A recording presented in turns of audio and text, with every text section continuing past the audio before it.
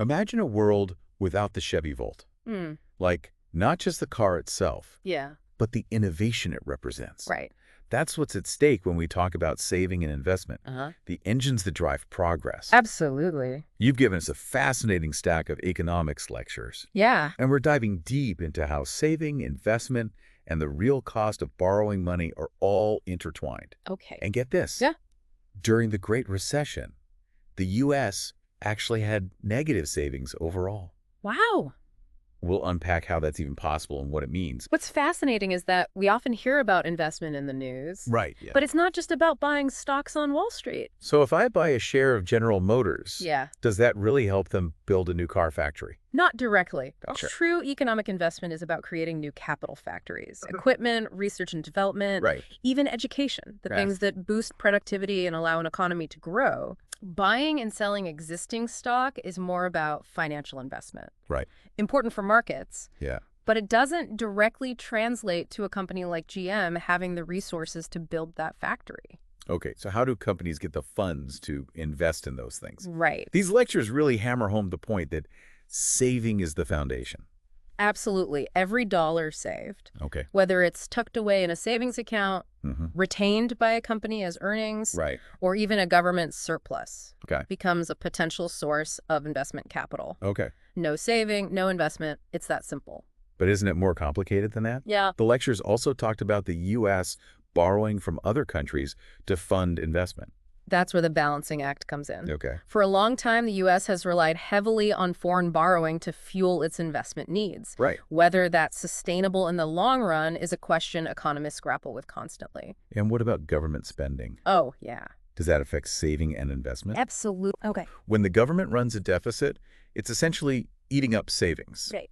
leaving less available for productive investment. Yeah. It's why economists pay so much attention to government budgets. Yeah. They directly impact a nation's capacity to invest in the future. Okay. Even decisions made in small towns, Well, like that rainy day fund in Why Not, North Carolina, right.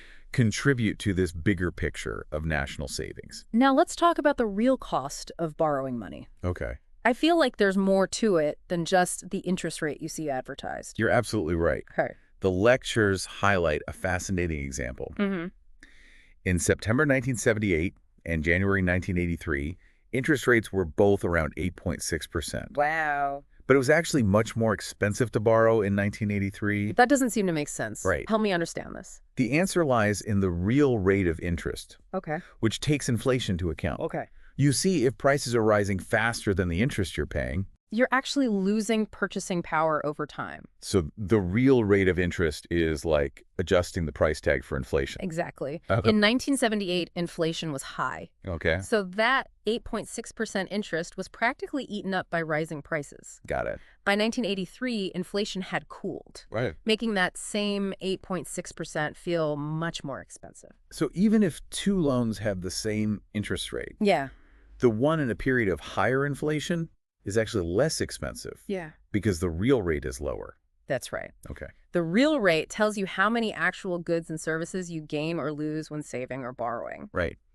It's crucial to look beyond just the dollar amount Uh-huh. to see the impact on your purchasing power. Okay. The lectures refer to this as the goods bonuses and goods penalty, Yeah. highlighting the real impact inflation has on your money. Wow, that's a real aha moment. Right. It makes you think twice about those seemingly low interest rates when inflation is high. Yeah. Money really does have a time value. Absolutely. Now let's talk about the institutions that help connect all those savers and borrowers we've been discussing. Okay. Financial intermediaries, Yeah. banks, thrifts, mutual funds, insurance companies. Right. They're often seen as just middlemen, Yeah. but they're really the unsung heroes that make our economy work. I get that they're important, Yeah, but why are they so essential? right. Couldn't we just cut out the middleman and deal directly with each other? You could try, Okay. but it wouldn't be easy. Okay. Imagine trying to manage your own stock portfolio without mutual funds. Right. You'd be stuck buying individual shares, Huh. facing high transaction costs, Right. and lacking the diversification needed to manage risk. Right. It would be a logistical nightmare. Or think about trying to get a mortgage without a bank. Right. Maybe you could convince a wealthy relative to lend you hundreds of thousands of dollars, Mm-hmm. but good luck convincing them to wait 30 years for you to pay them back. Exactly. Right. Financial intermediaries solve these problems Oh, with some pretty ingenious techniques. okay. Essentially, they're experts at repackaging savings and loans to make them work for everyone. Repackaging. Yeah. What does that even mean? Think of it this way. Okay. They take the savings of thousands of individuals Yeah. and bundle them together to make large loans. Okay. This creates diversification, Uh-huh. spreading risk, so that even if a few borrowers default, Yeah. individual savers are protected. Okay. They also handle the mismatch Yeah. between borrowers who want long-term loans Right. and savers who may need to access their funds sooner. So they create a system where savers can easily convert their assets to cash Right. while still providing borrowers with the long-term financing they need. Exactly. Yeah. They're like financial engineers, Yeah. creating a system that works for both sides of the equation. Okay. And don't forget their expertise in evaluating borrowers. Right. Assessing creditworthiness is a complex skill, and these institutions specialize in it, Right. taking on a task that would be very difficult for individuals to do on their own. It reminds me of that scene in It's a Wonderful Life Oh, yeah. where George Bailey prevents a bank run Uh-huh.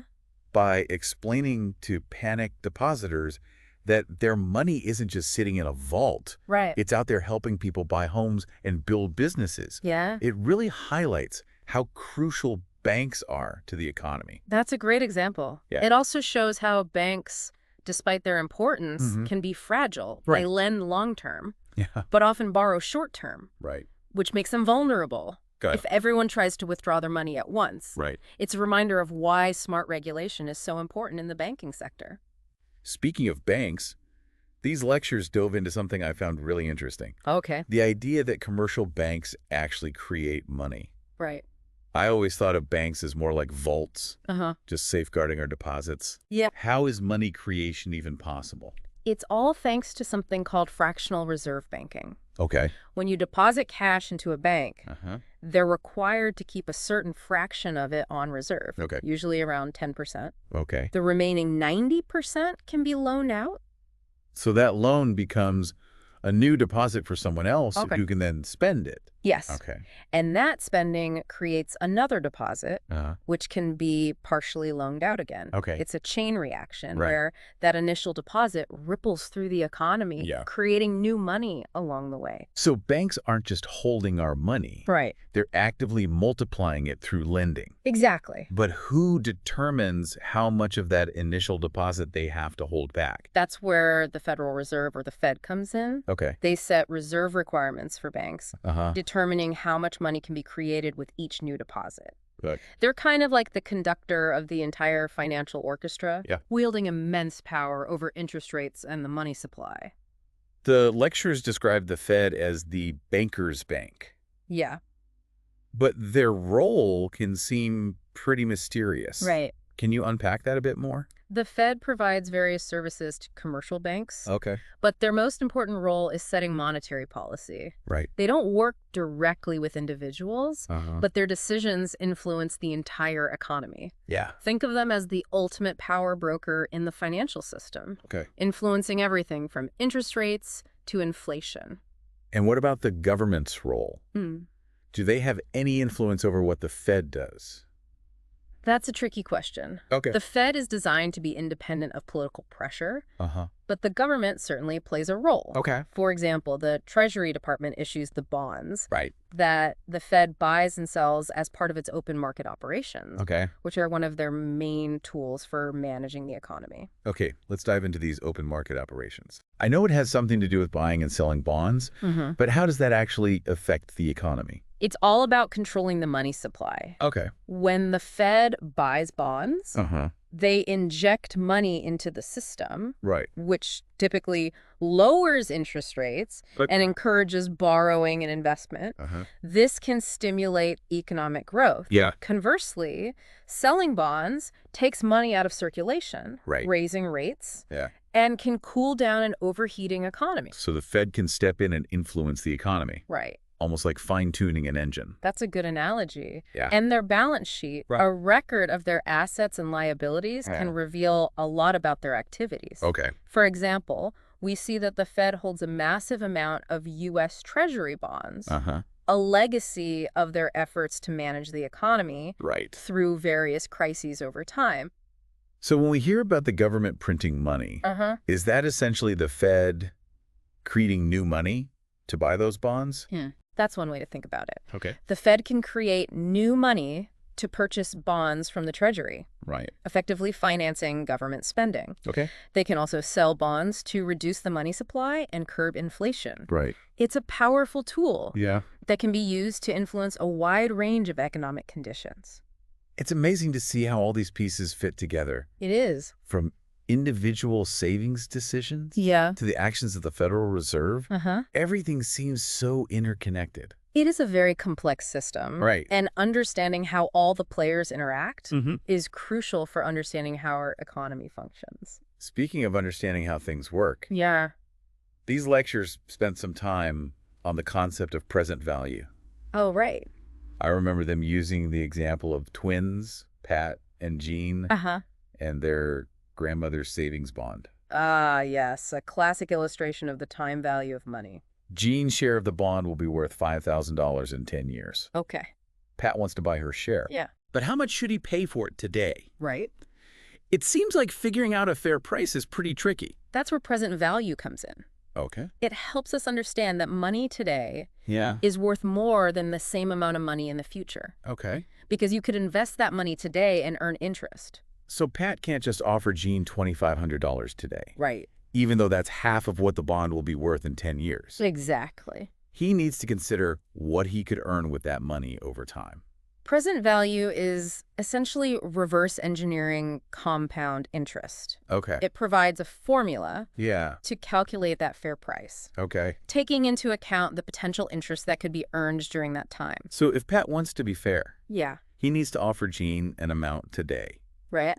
Yeah. That, if invested at a reasonable interest rate, Uh-huh. would grow to $5,000 in 10 years. Precisely. Okay. And this concept isn't just theoretical. Right. We see it in the real world with treasury bills, which are essentially promises to pay a certain amount in the future.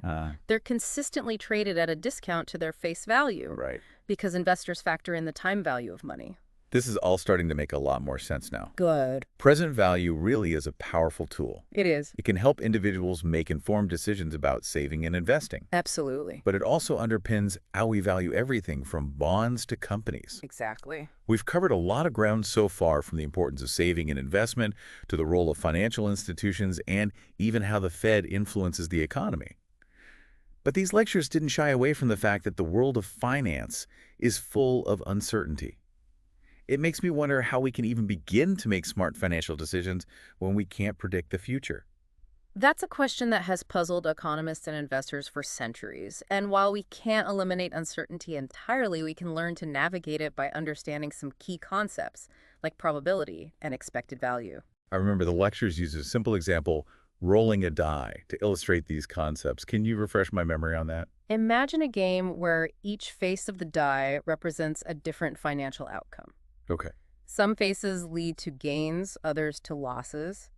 The expected value of this game is the average outcome you'd expect if you played many times.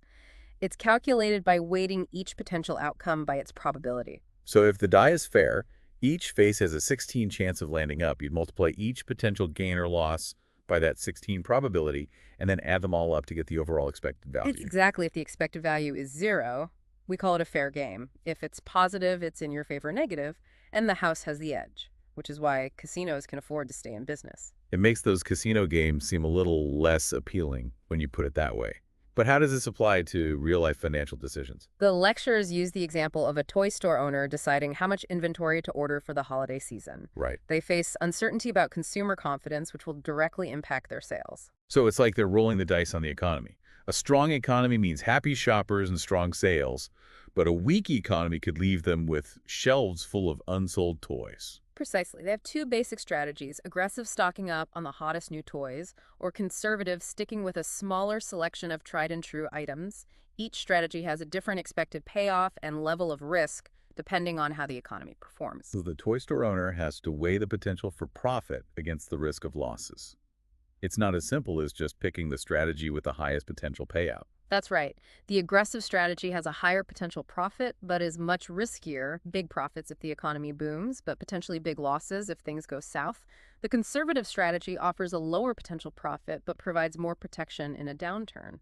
It's a classic trade-off between risk and reward. This example highlights something that's always bothered me about these probability calculations. It seems like they assume you can just repeat the same decision over and over again. Like, Yeah. if that toy store owner could run the holiday season 1,000 times, they could just average out the results and see which strategy works best. But in real life, you only get one shot. A bad holiday season could be devastating. You've hit on a crucial point. Unlike those simple dice games, most real-life decisions can't be repeated endlessly. The law of large numbers. The idea that over many trials, the average outcome will converge to the expected value has limitations when it comes to real-world scenarios. Our toy store owner is essentially making a one-time bet, and the stakes are high. Another thing that strikes me is that with a die, each face has an equal chance of landing up. But in the real world, it seems much harder to determine the probabilities of different outcomes. How can that toy store owner possibly know the likelihood of the economy booming or busting? That's a key challenge when applying probability to real-life situations. We rarely have those neatly defined probabilities we have to rely on historical data expert opinions and sometimes our own intuition to assess the likelihood of different events. It's part of what makes financial decision-making so complex. It seems like we're constantly making decisions without having complete information. It makes me think about those historical stock market returns. The lectures covered over the long run. Stocks have provided a positive return averaging around 8% per year, but it also showed that individual years can be wildly different with both big gains and huge losses. That's the nature of risk. That 8% average return comes with a lot of volatility. Sure. You're right, stocks can have fantastic years with returns exceeding 20%, but they can also have devastating years with losses exceeding 40%. So it's like riding a roller coaster. You might enjoy the thrill, but you have to be prepared for the ups and downs. And that's why diversification, spreading your investments across different asset classes, is so crucial. It helps to smooth out those bumps along the ride and reduce your overall risk. So after this deep dive into the world of saving investment and the real cost of money, what are the key takeaways you hope listeners will remember? First, recognize that risk is inherent in any investment. There are no guarantees. Second, carefully assess your personal risk tolerance. How much volatility can you stomach? Third, diversify your investments. Don't put all your eggs in one basket. And finally, don't be afraid to seek professional advice.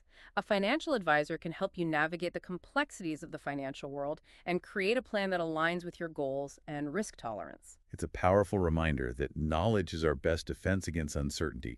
The more we understand about these concepts, the better equipped we'll be to make sound financial decisions and build a brighter future. Exactly. These deep dives are all about empowering you, the listener, with the knowledge and insights to navigate the exciting, sometimes daunting, but ultimately rewarding world of finance. So as you go about your financial journey, remember to ask questions, challenge assumptions, and never stop learning. The world of finance is constantly evolving, but the fundamental principles we've explored will always remain relevant. By grasping these concepts, you're taking control of your financial destiny, and that's a powerful thing. That's a wrap on our deep dive into saving investment and the real cost of money. Until next time, keep exploring, keep learning, and keep diving deep.